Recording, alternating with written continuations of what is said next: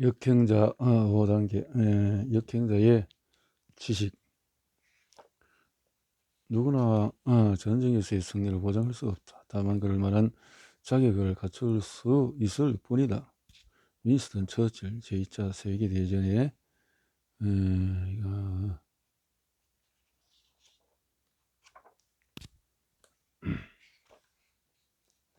역행자의 지식이라. 인간은 내는 단순함을 좋아한다. 그래서 복잡한 생각을 싫어하고 하던 일을 선호한다.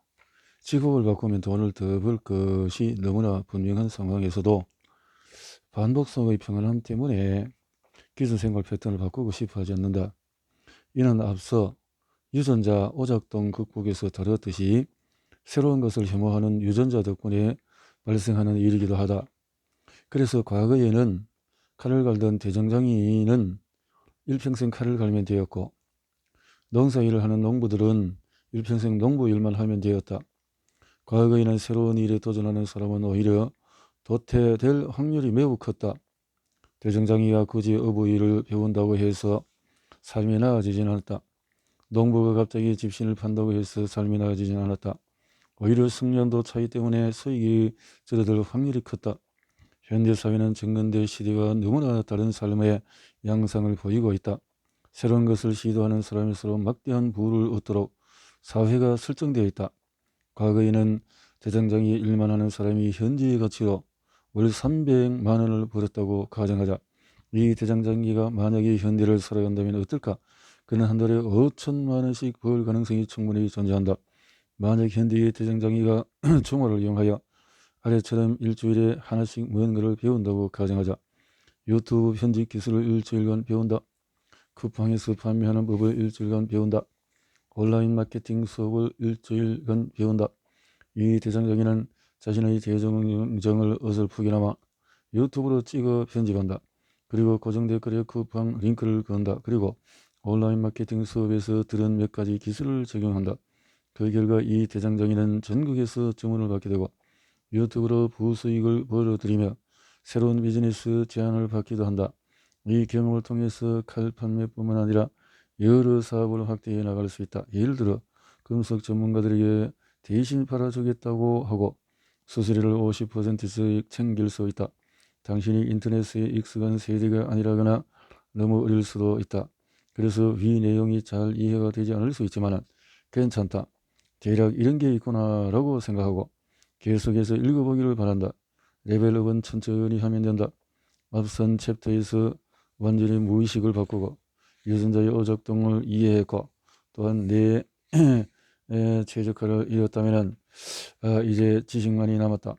앞서 반복적으로 말했듯이 인간은 본성과 유전자의 꼭두각시로 살아간다. 그렇기 때문에 어린 시절 소망했던 특별한 인생은 점차 사라져가고 인생에 순응하게 된다. 본성을 역행하는 지식을 알고 있다면 순리자와는 다른 삶을 살 수밖에 없다. 나 또한 역행자의 지식을 통해 하루하루 차이를 만들어냈고 자아가 인생에서 완전한 자유를 얻은 인생을 탈바꿈을 할 수 있었다. 물론 역행자가 된다고 해서 하루아침에 자유를 얻는 일은 없을 것이다. 1년 만에 자유를 얻을 확률도 극히 낮을 것이다. 하지만 3년, 5년, 10년 후에는 일본인과 현격한 차이를 갖게 될 것이다. 그럼 이제 내가 10년간 경제적인 자유, 인생으로부터의 자유를 얻기 위해 습득했던 여행자의 지식들에 대해서 설명해 볼까 한다. 기버 이론. 여행자는 일을 받으면 일을 준다. 내 주식을 대신 굴려주는 고수분이 있다. 나는 매달 일정액으로 나눠서 1년간 20억 정도를 맡겼는데 이게 1년 만에 30억으로 불어났다. 보답을 하겠다고 해도 절대 안 받으려고 하셨다. 그래서 그의 만류에도 불구하고 차 2대와 강남 세아포드 월세 비용을 지원해 드리고 있다. 사실 내가 얻은 이득의 10%도 안 되는 보답이다. 그랬더니 이분이 이렇게 말씀하셨다. 자청아, 너처럼 보답하는 사람은 없다. 10억을 벌어도 30만 원 보내는 사람도 있어. 한둘이 아냐. 나야 그 사람들이 잘 됐으면 해서 도와줬지만 참 안타깝지. 30만 원이라니 믿어지는가? 나는 공짜로 생긴 돈의 10%는 상대에게 돌려준다는 철칙을 세워두었다.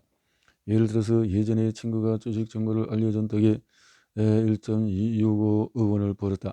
나는 주식을 매도하던 날 1,700만 원을 친구에게 보냈다. 그러더니 주식 정보를 가르쳐줘도 아무도 보답을 안 했는데 네가 처음이다. 그나마도 5천만 원 벌었다고 2만 원짜리 선물 보낸 사람은 있었지. 여기까지 읽고 이렇게 말하는 사람도 있을 것이다. 아니 나는 만약에 10억을 벌게 해주면 5억을 줄 거예요. 당연한 거 아니에요? 하지만 실제로는 매우 어려운 일이다. 아래처럼 자의식과 자기 합리화가 발동해서 순간의 판단을 그르치기 때문이다. 주식을 굴리긴 주긴 했지만 어디까지나 이건 내가 사람을 잘 선택해서 생긴 일이잖아. 자것이 어차피 이 사람은 수백억 대 자산가니까 내가 얼마 줘봐야 의미가 없을 거야. 차라리 이 돈을 더 벌려서 나중에 주자. 합리화. 펀드 수수료도 몇 퍼센트 안 되는데 그냥 3%만 줘도 되지 않을까? 10%는 너무 많아. 손실 회피. 인간으로서 당연한 마음이다. 하지만 상대방 입장에서 한다면 어떨까? 이렇게 얌체같이 구는 사람을 돕고 싶어질까? 나 또한 돈을 벌릴 때 아까운 마음이 들기도 한다. 하지만 그런 마음은 다 본능의 조정 때문에 생긴다는 것을 알고는 어떻게든 이겨내려 한다. 그 결과 주변 사람들은 내게 감동하면서 앞으로도 좋은 기회가 생기면 나부터 챙기려고 할 것이다. 오리지널스의 저자 애덤 그랜트가 쓴 기브 앤 테이크라는 책을 보면 재밌는 주장이 나온다. 사람을 기브, 테이크, 매처의 세 부류로 나눌 수 있다는 것이다. 기브, 퍼주는 사람, 테이크, 받기만 하는 사람, 매처, 딱 받는 만큼만 돌려주는 사람. 그럼 이들 중에 어떤 사람이 제일 부자가 될까 한번 맞춰보자. 가장 가난한 사람이 기브다. 그런데 가장 부자인 사람도 기브다. 로그 회사를 창업한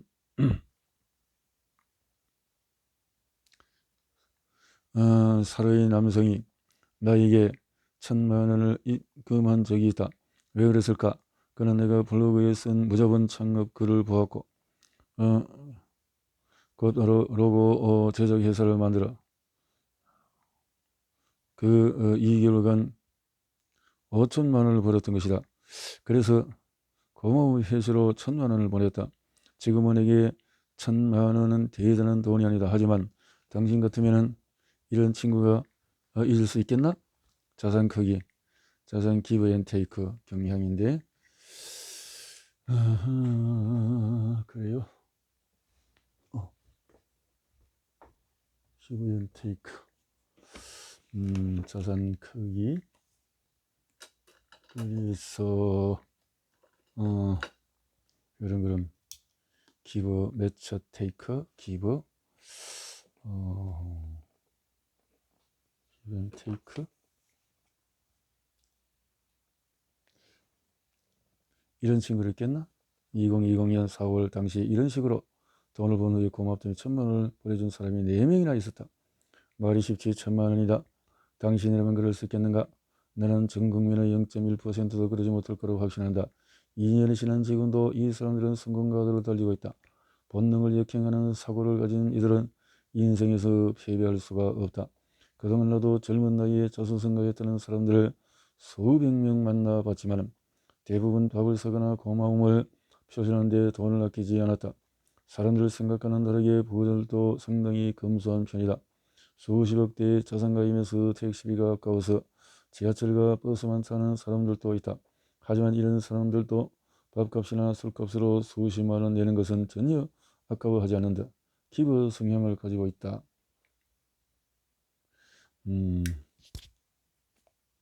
풀어주는 사람, 받기만 하는 사람, 매처 딱 받은 만큼만 돌려주는 사람, 자산 크기. 그래서 부자인 것이다. 반대인 경우도 있다. 몇 년 전 나에게 창업을 도와달라던 사람이 있었다. 예전부터 알고 지냈기에 무료로 도와주었다. 아주 유명하진 않았지만 그때에도 내 몸값은 꽤 나가는 편이었으므로 컨설팅비로 따지면 수백만 원 정도는 되었을 것이다. 한 달 후에 이 친구는 내 덕에 큰 효과를 봤다며 다시 나를 찾아왔다. 조언을 더 구하기 위해서였다. 나는 한 번 더 사업상 조언을 해주었고 같이 밥을 먹었다. 그런데 식사가 끝나고 나자 이 친구가 카운터 뒤쪽에 서 있는 것이 아닌가. 밥값 10만 원이 아까웠던 것이다. 이 친구를 보낸 후에 직원들에게 말했다. 제 친구가 잘 될 확률은 사실상 없겠다. 나도 다신 보지 말아야겠다. 그 사람은 어떻게 되었을까? 물론 사업은 잘 되지 않았고 사기를 치는지 가끔 피해자들로부터 하소연이 들어온다. 차청님과 친한 사이였고 예전 직원들이었다고 하는데 맞나요? 씁쓸할 뿐이다. 그는 직원이었던 적이 한 번도 없다. 너의 이름을 팔고 다니는 것이다. 이런 예는 수없이 많다. 나는 주변에 인색한 사람 중에서 젊은 나이에 경제적인 자유를 얻은 사람은 한 사람도 본 적이 없다. 나는 사람이 잘 될지 안 될지를 판가름하는 시그널 중 하나는 밥을 잘 사는지 여부라고 생각한다. 밥을 사는 행위는 단기적인 손해와 장기적인 이득을 맛바꿀 만한 판단력이 있는지를 보여주기 때문이다. 앞서 오목이론에서 말했듯이 역경제라면 단기 손실을 감수하고서라도 장기적인 투자를 해야 한다. 밥을 사는 것조차 못하는 사람이 이런 판단을 잘하기 어렵다. 당연히 성공할 확률도 매우 낮다. 밥값 2, 3만 원 아끼자고 인심을 잃는 사람이 앞으로 무수한 인생의 판단을 잘 해낼 가능성은 제로다. 1년쯤 전에 템플레깅스 송년주 대표를 도운 적이 있다. 그런데 송년주 대표가 인터뷰에서 얘기한 적이 있다. 인터뷰어가 자청님이 왜 대표님을 도왔을까요? 라고 질문했는데 송년주 대표는 이렇게 대답했다. 사업가들은 일을 받으면 일을 주는 성향이 있는 것 같아요. 그래서 잘 되는 것 같고요. 자청님도 저를 도우면 큰 게 돌아온다고 생각해서 저를 도운 것 같아요. 이 말이 정답이다. 앞서 나한테 주식으로 1.65 원을 벌게 해줬다는 친구도 바로 송년주 대표다. 송 대표가 그동안 주고받은 도움은 한두 가지가 아니다. 이런 관계는 서로를 끌어올리게 된다. 내 최근 사례를 들어보면 바로 이해가 갈 것이다. 화장품 마케팅으로 100억 원 넘는 매출을 만들어낸 친한 형이었다. 형의 생일이 됐기에 나는 선물로 100만 원 상당의 모니터를 보냈다. 그랬더니 다음날 형은 200만 원짜리 TV를 이사 기념이라며 보도해왔다. 잘 되는 사람은 절대 아끼지 않는다. 어떻게든 사람을 도우려 하고 모든 것을 거지러 간다. 기버 성향을 갖고 있다. 그러니 당신도 기버가 되는 것에 대해서 고민해 보아라. 인생이라는 긴 게임에서 이보다 좋은 투자가 없다. 10%만 벌겠다고 주식도 하면서 왜 이렇게 가성비 좋은 투자를 하지 않는가? 꼭 큰 돈을 들일 필요도 없다. 월 200만 원을 벌고 있더라도 고마운 상대에게 밥 한 번 사는 것은 어려운 일이 아니다. 정말 돈이 없다면 뭐든 정성을 보이면 된다. 1만원짜리 선물도 괜찮다. 실제로 1년 전 우리 회사에 입사한 신입사원 한 분이 내게 4장짜리 손편지를 적어준 적이 있는데 지금도 종종 읽으며 영향을 받는다. 인생은 사람들은 정성이 없는 것이 돈이 없는 것이 아니다. 다만 하나, 받은 만큼만 갚는 매처나 받기만 하는 페이크를 잘 구별해서 피해야 한다. 겉모습으로는 이들을 분명히 알아내기가 힘들 때가 많다. 잘못하다가는 테이크한테 계속 잘못된 선심을 쓰게 된다. 피라미드 맨 아래 칸에 바로 바보 같은 기부가 있다는 사실을 명심해라. 그동안 관찰한 바로는 테이크나 매체는 공감 능력이 떨어지거나 자기 한대화가 심하거나 남에게 피해를 입히는 등의 비윤리적인 행동을 곧잘 하곤 했다. 자신보다 약한 상대에게 어떻게 대하는지 보는 것도 좋다. 아래 두 가지 연습을 통해서 기부에 좀 더 가까워지자. 기부에 지난 1년간 자신이 어떤 기부 행동을 했는지 기억해보라. 책을 듣고 10분간 산책을 나가서 생각이 잠기는 것도 좋다.